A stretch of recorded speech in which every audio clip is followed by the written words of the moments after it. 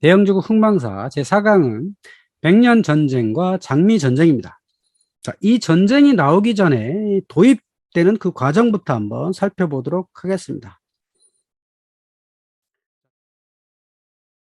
자, 대인족 그리고 스칸디나비언 이 사람들은 이 바이킹이라 부른다 그랬죠. 자, 이 사람들의 일부가 이제 프랑스로 또 왔죠. 와서 여기 지도에서 보시는 것처럼 세너강을 거슬러 가지고 파리까지 쳐들어와요. 그래서 이 넷플릭스 드라마를 보신 분들은 이 파리의 공략전이 되게 재밌어요. 말을 막 치고받고 싸우다가 우리 그러지 말고 땅을 줄 테니까 저희가 살아라 라고 해가지고 프랑스 국왕이 이제 롤로란 사람한테 이 땅을 줘요. 이 지역을 루앙이라는 곳에 백작 지위를 주고 이 땅을 니네가 차지해라 라고 한 거죠. 자, 이때 프랑스 왕은요 아주 그냥 명예만 있지 봉토가 그리 크지 않은 사람이었어요. 여기 파리 중심에 아주 작은 봉토만 갖고 있던 게 프랑스 왕이었어요. 오늘날 생각하는 거죠. 프랑스 전체에 어떤 권위가 미치는 왕은 아니었어요. 그러다 보니까 이 지역이 조금 바닷가에 좀 비어있는 땅을 이제 붙여먹어라 라고 한 거죠. 그래서 요 사람들이 여기다 노르망디 공국을 건립함으로써 노르만이라는 사람들이 생겨나기 시작한 거죠. 그래서 이 사람들은 라틴, 그러니까 이 프랑스 지역은 라틴 문화가 있죠. 로망스의 언어, 또 문화, 또 당연히 기독교로 또 개종 이런 과정이 거쳤겠죠. 그러면서도 본인들만의 어떤 차별성이 있었겠죠. 그래서 이런 사람들을 노르만족이라고 부르는 거고요. 그래서 이 노르만의 공작가는 나중에 잉글랜드를 정복해가지고 정보광 윌리엄을 시조로 하는 노르만 왕조를 열게 되었다라는 거죠. 이 시대는 중세 시대는 봉건 체제거든요. 프랑스 왕은 형식상의 중앙의 왕이고 나머지 지역들은 각 제후들이 땅을 이렇게 자신들 마음대로 다스리는 건데 이 지역의 제후들은 반드시 왕한테 충성맹세를 하는 이런 체제로 갖고 있었어요. 그러니까 충성맹세만 하면 나머지는 다 알아서 자치권을 갖고 있었던 게 당시의 문화였던 거죠.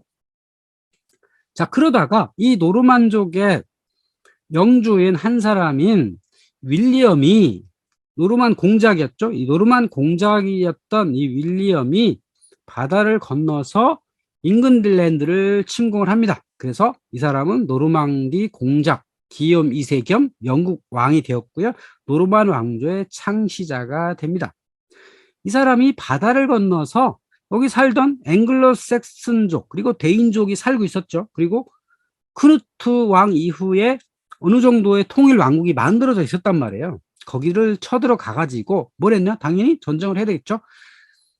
바다를 건너서 영국의 남동부의 헤이스팅스란 곳에서 노르만디 공국의 윌리엄하고 잉글랜드 국왕이었던 해롤드가 한판 붙게 됩니다.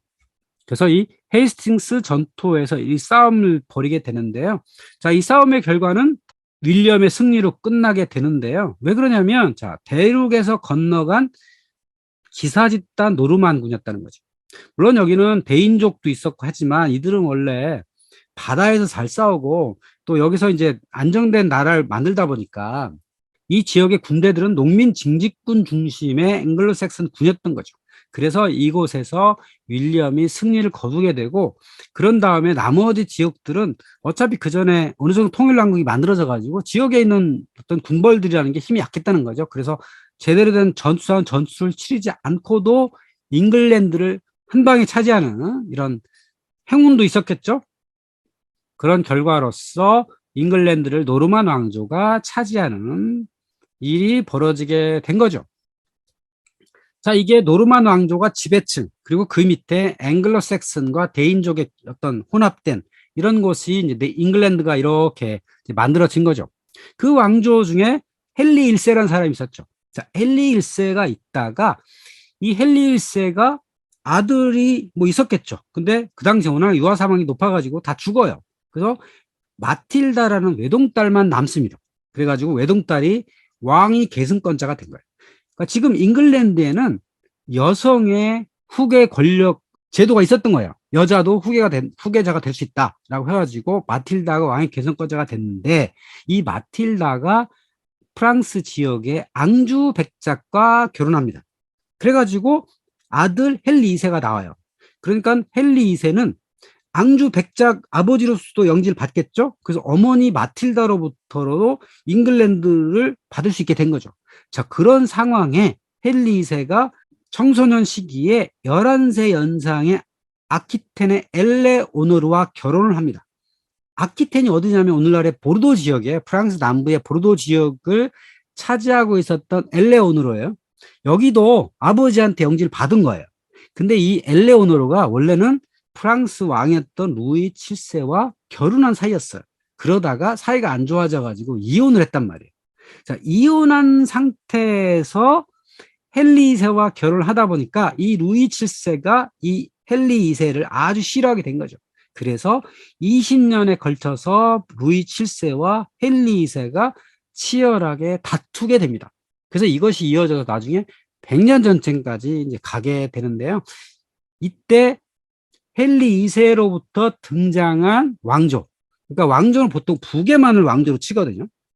그러니까 헨리 1세까지는 노르만 왕조였고 그 손자죠. 외손자죠. 외손자가 헨리 2세인데 헨리 2세는 어머니 마틸다로부터 받았기 때문에 마틸다의 남편인 앙주 백작, 이 사람이 플랜테전에 노란색 덤불 꽂힌 금작화 가지를 투구에 꽂았다. 이 금작화 가지를 플랜테저넷이라 불러요. 그래서 앙주 백작의 별명이 플랜테지넷이 된 겁니다. 그 앙주 백작의 아들이 헨리 2세라서 헨리 2세부터는 플랜테지넷 왕가가 된 겁니다.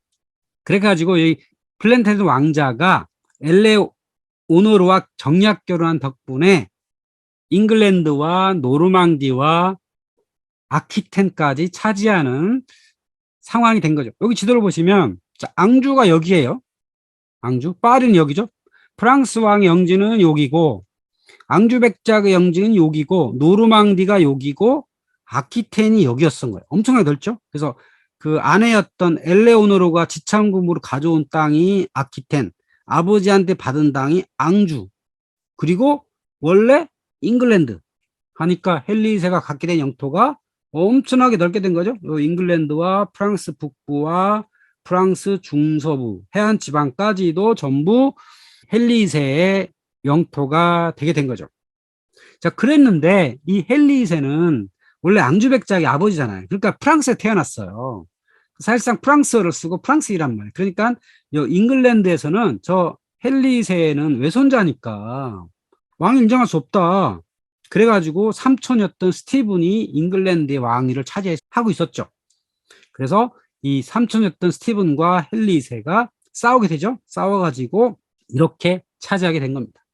자, 왕이 항상 아들을 못 낳았을 때, 아들이 아마 죽었을 때, 여자한테 어떤 권리가 갈 때, 이때 이제 외손으로 넘어가잖아요. 이런 때 이제 항상 이제 분쟁이 발생하게 마련인 거죠.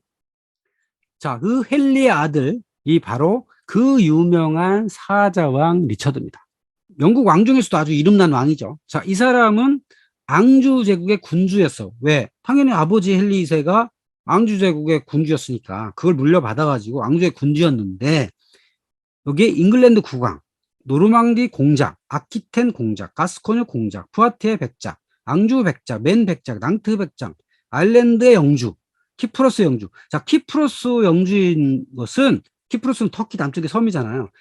이 사람이 3차 십자군의 원정을 가가지고 키프로스를 차지했어요. 그러다 보니까 키프로스 영주까지 된 거죠. 그리고 이 사람은 영국인들한테 아주 사랑받는 왕인데요. 여기 의사당의 앞에 빅벤 앞에 있는 사자왕 리처드의 상인데요. 이 사람의 별명은 사자왕입니다.